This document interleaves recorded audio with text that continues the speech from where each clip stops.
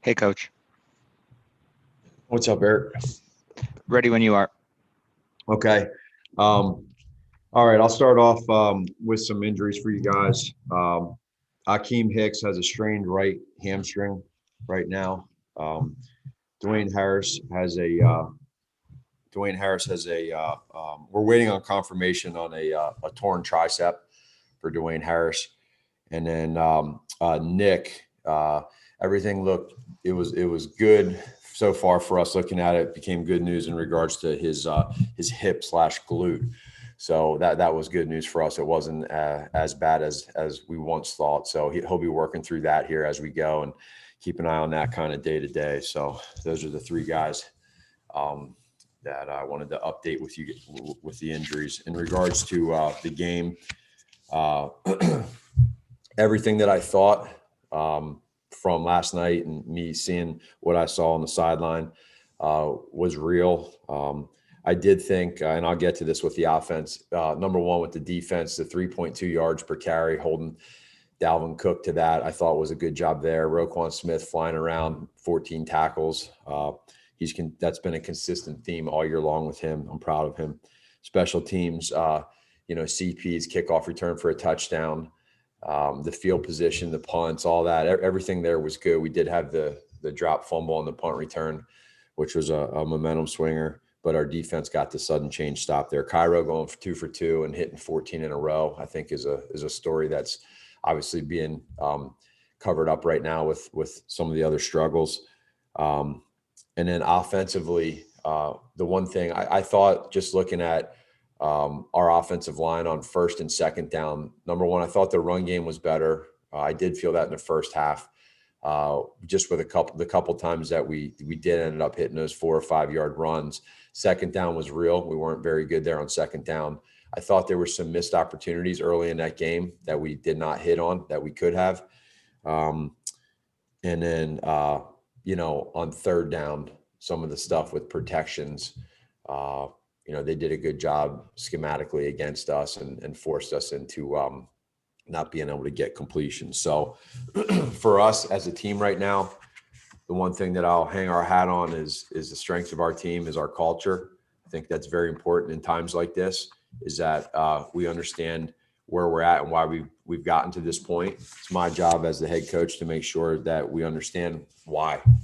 And so we'll do that here the next couple of days. And then, like I said, bye week is coming at the right time for us mentally and physically to get healthy, to figure out solutions and answers, to not hide anything and see what's real, and then have a mentality as a coach and have a mentality as a player to lick your wounds, pick it up, and get right back on track.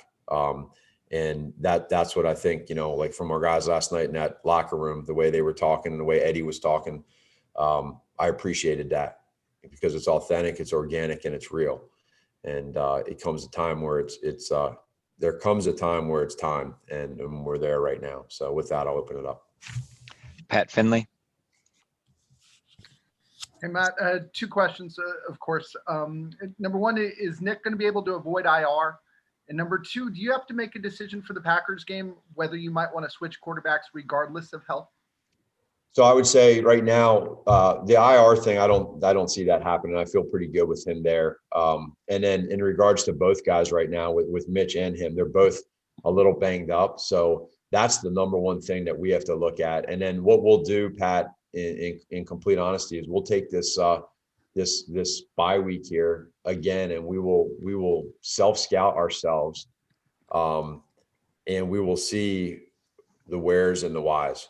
And whatever we need to do, we will do on a lot of different areas. So I can't say one way or the other on anything other than we will when you lose 4 games in a row, it's all on the table. Everything's out there. So, but the number one thing with Nick and with Mitch that we are concerned about right now is making sure that their health is the number one priority, and that'll be significant here moving forward. Dan Wiederer.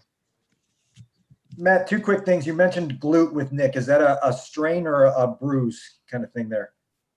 That's a good question. I think it's probably more of probably a little bit of both. I think there's a contusion and a strain. It's kind of hard. They were working on them last night. Here's how I look at it. I was in there when they were working on them, and it definitely seemed a lot better than what I thought. When I was on the field, I thought it was going to be a lot more significant, and you just never know. So he's been hit a few times, and I think it's in any case, whatever the definition of, it's a lot better than I thought. The other thing, your first red zone trip stalled out with a third down play where Anthony and Cole seemed to have some confusion on what was going on there. Can you clarify what went wrong in that route combination? Yeah. So on that one, Cole's supposed to, he has a different route on that, just to give you, without giving away all the actual route, he has a different route. So Anthony was correct. And that was something where Cole was going to run a different route. Kevin Fishban. Matt, you mentioned some of the third down stuff and some of the things that the Vikings were throwing at you. What else did you kind of notice from your offense that just was leading to some of those struggles in terms of picking up what the Vikings were throwing at you and not being able to convert on third down? I would say this. I would say for me, what we've known until we stop it, you're seeing teams that are doing a lot of different games on the front line, and they're trying to get you to twist and turn and get your offensive lineman to get off course and off track so that they can create an edge and some leverage and get some lanes to the quarterback. So I felt like there were some times where that happened, where they got us, and other times where whether it's stepping up in the pocket or moving, sliding left, throwing right, sliding right, throwing left, etc. That happened as well. So there were some times in there now where our offensive line was doing a good job and given time for us to make plays. And there was a couple of times where they got us. And so we just got to focus on that and make sure we're picking and choosing at the right time. And I think I said it last night, there were some times where we were in 5-man protection where they got us, and that's what we got to fix. Brad Biggs. Hey, Matt, the hit that Nick got injured on, how'd that look to you? I mean, does a flag come out there? They do an awful lot of stuff to protect the quarterback these days, and you see some hits that don't look quite as vicious as that they do throw a flag on. Well, yeah, I would say there was a couple where I've watched throughout the league, where you see some hits on that position. And, it is, I didn't think on that one, that was just me. I didn't see that for there. I think it is because what I try to do, Brad, is I try to flip it and say, okay, if that was us on defense and we hit the quarterback that way, would I have expected one to come out there on our guys? And that's how I always try to balance it. But there's throughout the game, again, I always know that these refs have a tough job at some of the rules that are in there. And he landed on that thing pretty hard on that one. And, Nick's a big guy, 255, 60 pounds. And when that comes down, you get hit like that. That can be pretty painful. Mark Potash. Hey, Matt, you've changed quarterbacks this year. You changed play callers. You revamped the offensive coaching staff. You rebuilt the tight end room. At this stage of the season, what more can you do to kind of get this thing back on track? It just seems like you're running out of options, I guess. Yeah, I would say the one thing for us is that, trying to figure out solutions as we go. And you're right. Those things that we've done are real. And what we need to do now is, as coaches, is have a mentality of understanding, okay, continue to just keep trying to figure out the why part and how, what is that? And at some point, something has to click at some point, you would think. So, there's two choices. You either quit or you fight. And I know what we're going to do. I don't think I have to say it. So that's what we're going to do. We're going to attack at full speed ahead. And that's the only decision that anybody in this building will do while I'm here as a leader of this team and as a leader of the coaches and as a leader of the players. They understand that we're going to fight and we're going to see what happens. I've been a part of other teams and other organizations where we've had similar records at this point in time right now, and we've made a run and got into the playoffs and hit it with some good momentum. And I've seen other teams too at this point in time that have done the same thing. And so that's the only way that I know how to look at this thing is, how do you do that? You get a win, and then you get another win, and then you get another. And then when the time's right, then your arrow is going up rather than down. And so that's what we're going to focus on. But we're going to find a way, and we're going to fight until that happens. JJ, Matt, kind of along those lines, do you have to worry at all though about just the mental toll that it takes on a team to have 2 consecutive years with 4-game losing streaks? No, because when you have a strong culture, this is what you're built for. And I mean that, bad cultures, this thing would get destroyed in a bad culture. Not here. That's not how it works here. So that's why I have ultimate confidence in our coaches and in our players. I just know it. And so when you keep fighting, a punch will normally land. And if it's a good one, it's a nice little uppercut and it knocks them out. Then you get another one the next, and then it's a body shot, and you just keep throwing them. And that's all you can do. And, you stay strong, you stay the course. There's a fine line in trying to change too many things, but yet you have that line of the definition of insanity, right? Doing it over and over and expecting different results. So, when you have high character guys and strong culture, you find answers and you fight together, not against each other. And then you stay positive. You really stay positive. And sometimes that can be hard. Let's face it, right? It's not fun coming in and not winning a game in 4 weeks. That's not fun. That's not fun. If it's fun for you, or if it's okay for you, then you probably shouldn't be on this team. And so what I'm going to do is I'm going to come to work every single day, and I'm going to make sure that everybody has that fighter's mentality. And that's what we do. That's how we roll. And, we just keep going. Colleen Kane, Hey, Matt, when you went back and watched Cordarrelle's touchdown, what impressed you about that? And then just how frustrating was it for you guys not to be able to build on that momentum that gave you? Yeah, I love seeing the touchdown. I've been challenging CP in a good way all season long. And so, to have him be able to return that, and for the guys to fit their blocks the right way, and for CP to hit one, we needed that. That was a huge momentum deal. You felt really good there going up 13-6. You could kind of just feel it swinging, and the energy on the sideline was awesome.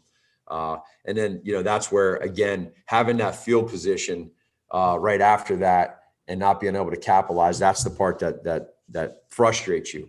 And so, we were in great position yesterday to take over that game and run with it and get that win. And we didn't do it. Jason Leisure, Matt, how do you think Bill did? And are you going to give him more than just one game to figure this out? Yeah, no, I thought he did well. Again, it's hard on second down when you're not doing a whole lot. And I just felt like there in that first half, we had those couple drives where he was really getting into a rhythm, and then we stalled in the red zone. And then we got that momentum, and at the end of the half, and we dumped one down to Anthony for 22 yards, and then we stalled. And so it's not easy your first time. And I talked to him. Trust me, Bill Lazor's a competitor. He cares. I mean, it was hard on him last night after the game. It's hard on him this morning. It's hard on him all night. When you care that much, you want to find answers, you want to fix it. And so we're going to do that together, and we're going to work through this bye week. And I thought that he did a good job, and he knows he wants to be better. We want to be better, but we all got to be better. And so we just keep doing it together. Andy, Yeah, Matt, just to clarify then, he will call plays against Green Bay? Yeah, I mean, that's where we're at right now. I'm never going to right now say anything is for sure, for different reasons, because we got time here. But I think that with where we're at, I don't think it's in a good position to give him one game and then, this happens and all of a sudden you're going back the other way. So, yeah, I expect him to be calling the plays. And for us, what we need to do, where I think it lies, right? I think it lies in making sure that we as a staff and we as players are all doing a better job Monday through Saturday of making sure we're all, practicing hard, we're scheming the right way.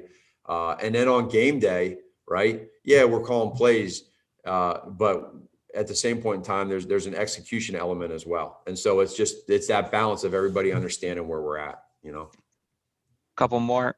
Deion Miller,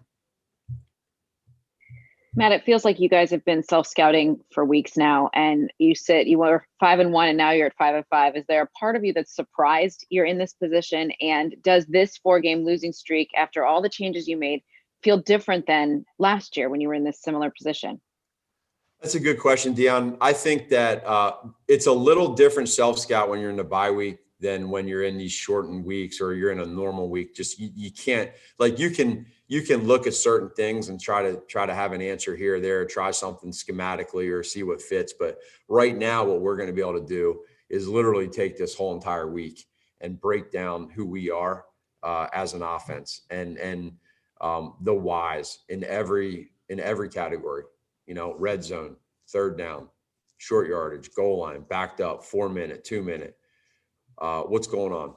And that's where it's our job to make sure that we're seeing any trends, good or bad, and get rid of the bad and keep the good. So we have a little bit more time. It's different. But we gotta do it so that we, whatever that identity is that we get to here coming up for after the bye against Green Bay, we'll stick with that, and we're gonna see where it takes us. Adam Hogue. Hey, Matt, understanding that you're pretty happy with where your culture is at, Eddie Jackson's comments last night at least signify that there's room for improvement. He mentioned accountability over and over again, and specifically mentioned how some players might be coming to the sideline, hanging their head, and no one's speaking up to pick them up. How did you evaluate those comments, and I guess how that mixed with his message to the team too after the game? Sure. Yeah. And everybody kind of handles different success and failures to a play and a drive or a series as they come to the sideline. But I think that what I liked about what Eddie said, and that's what leaders do. I mean, we talk about leaders create leaders. Well, he's being a leader after the game at a tough moment when we're all pretty emotional, we're all pretty frustrated, we're all pretty pissed off. And for him to step up into that huddle and say, hey, listen, here's where we're at. I think what that does is that word accountability is so important. If you don't have accountability as a player, you're going to struggle. And when you have that accountability on yourself and you say, you know what, everything starts with me. Where can I get better? And where did I do well or where did I do poorly? But at the same time, there's that emotional element too on the sideline. And when things are going well, where are you? And when things are going bad, where are you? So I think that's kind of what he was getting to. And regardless of which side you play on, and with him being a leader on defense, I think it speaks to him to be able to talk to our team and then specifically to our offense and say, listen, here's where we're at. We got your back, right? But there's an accountability for us to play better there, specifically, obviously, on offense. So, I think you guys can all understand. They hear my voice all the time. The players do. And so when they hear my voice all the time, sometimes if you do too much talking as a leader, it becomes deaf-tone and they mute you out, right? So there's a balance as a leader as to how much talking you do with your players. And you can pick and choose when you're going to pull a card out and use it. Well, when a player talks, and a player to Eddie's magnitude, right? When they talk, in my opinion, I think that's 10 times as much as what I say. And so I hope that some of our players take that to heart and understand where he's coming from. And I want more of that. I love that. I want more of it. But that's what we're going to, it's not personally, it's not an attack personally. It's task related. That's what I liked about it. Last one, Stacey Dales. Coach, thank you for your candor. Just in watching Nick, he's either fleeing, it seems that so often, fleeing from the pocket or trying to with his legs or fleeing with his arm. The root so much starts with the offensive line. Obviously COVID an issue, but how do you rectify the problems starting with the offensive line? And then being, with the bye week's so critical, you can come out one way or the other. What is your plan heading into the bye? Yeah. Hey, Stacey. That's for us. That's going to be a big part of where we go here moving forward. I think number one, health-wise is going to be very significant to us. We've hit a little patch here of some health between COVID and other injuries. And what we got to do too is just as I talk about the self-scout schematically, what we're doing as an offense. we're also going to have every coach is going to be grading each and every player individually. And so specifically when we talk about the offensive line, we've had some moving parts there. And I think what we need to do is make sure, are we putting our best players in the best position to make this unit go the way it's supposed to go? And so we'll you know, to your original comment with Nick, in this game, when you play quarterback, and it doesn't matter any level, run game is very important and pass protection is very important for the quarterback position. Now, all of that moves hand in hand with play actions and screens and other elements of the game, but you need to have that. What I think has happened to our offense this year is it's either the run game's on and the protection is a little off, or vice versa, or the protection's on, right? And there's a little bit of an issue there because it hasn't been on as to, you know, where we're going with our decision making. You understand? And so I think what we got to do is get back to that point where, okay, run, play action, movement, screens, creating an identity, trust, all of that is in unison, as well as eliminating penalties. I thought we were better with the penalties, but we weren't good enough with the field position we had and with the red zone. And so I also will say this, I thought our offensive line yesterday with regards to some of the things they did well on defense on third down, for the most part, I would say that our offensive line played better than I thought they did at the end of the game yesterday. Once I watched the tape, I thought they played better. Thanks, Coach. All right. Take care.